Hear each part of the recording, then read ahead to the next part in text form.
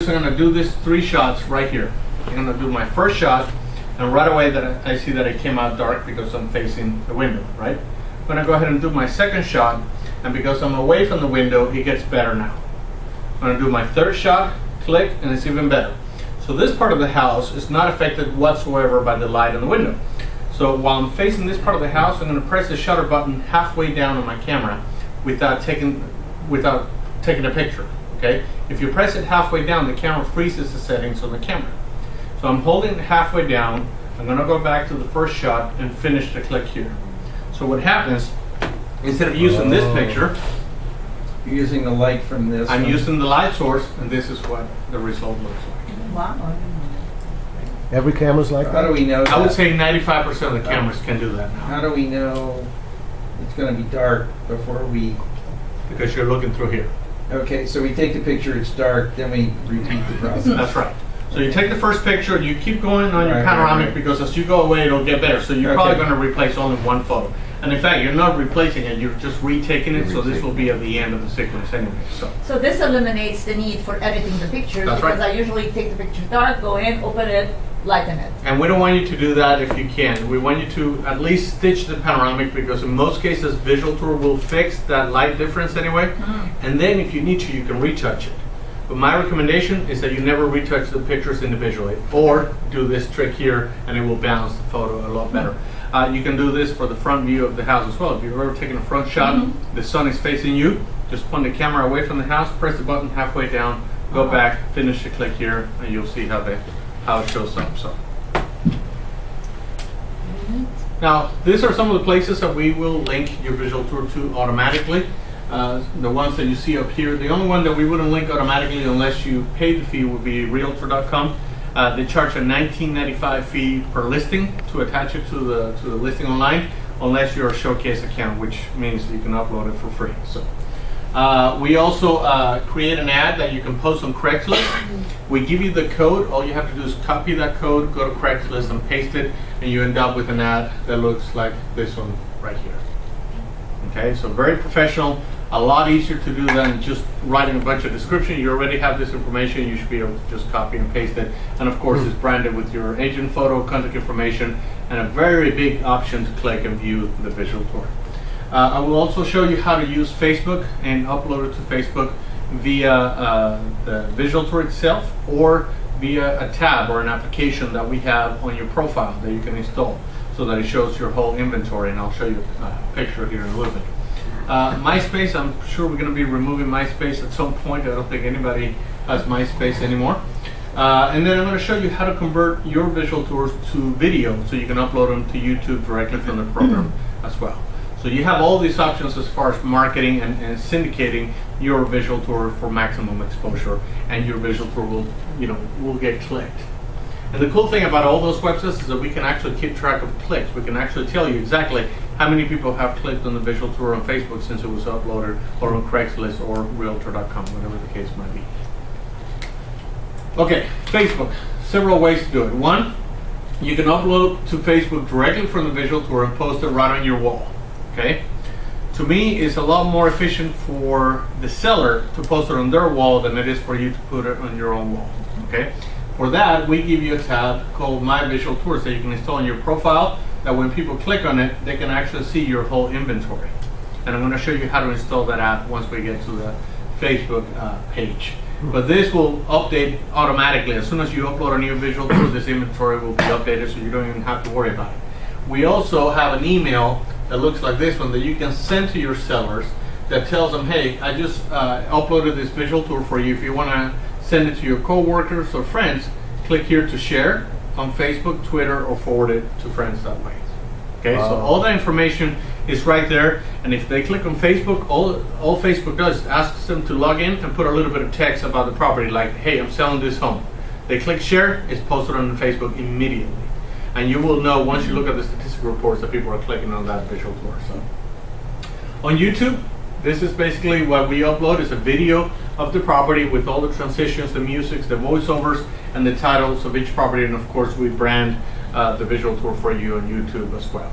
Okay. Now on YouTube, the only difference here is that we cannot keep track of the clicks because it's now on YouTube. But you can always log into your account and view how many people have clicked on this one to see. So,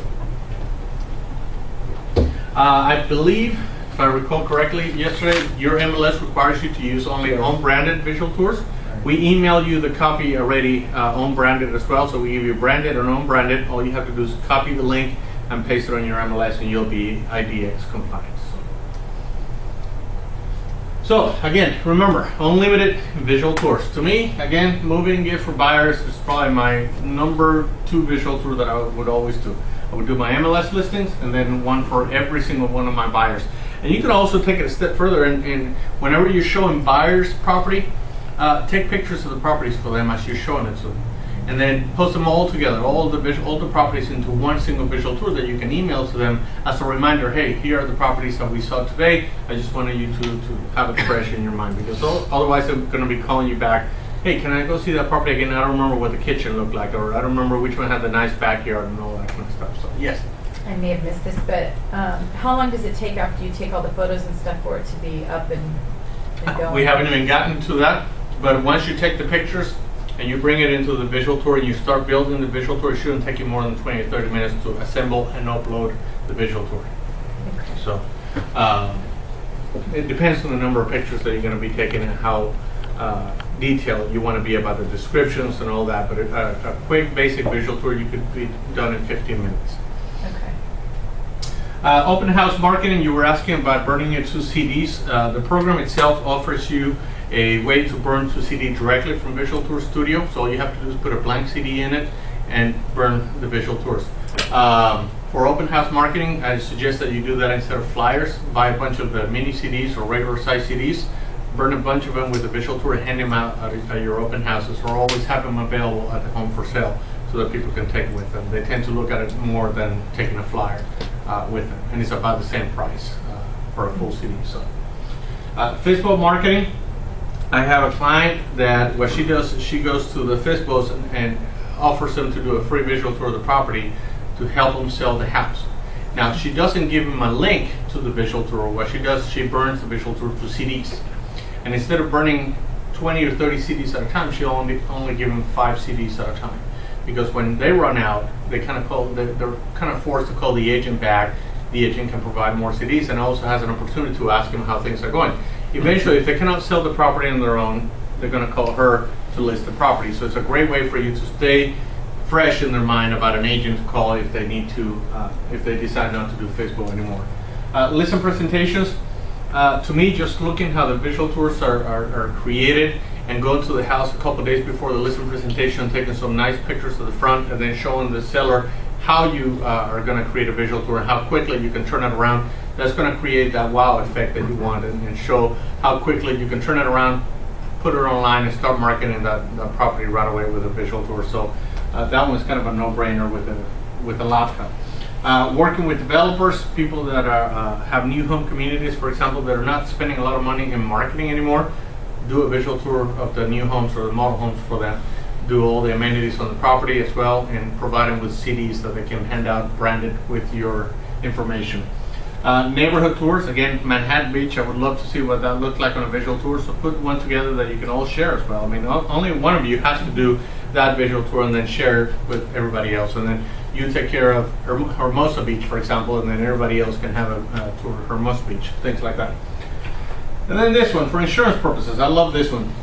That shows you how people are thinking outside the box a little bit when using visual tour. But this agent went to her cul-de-sac and offered to do a free visual tour of each one of those properties around her house.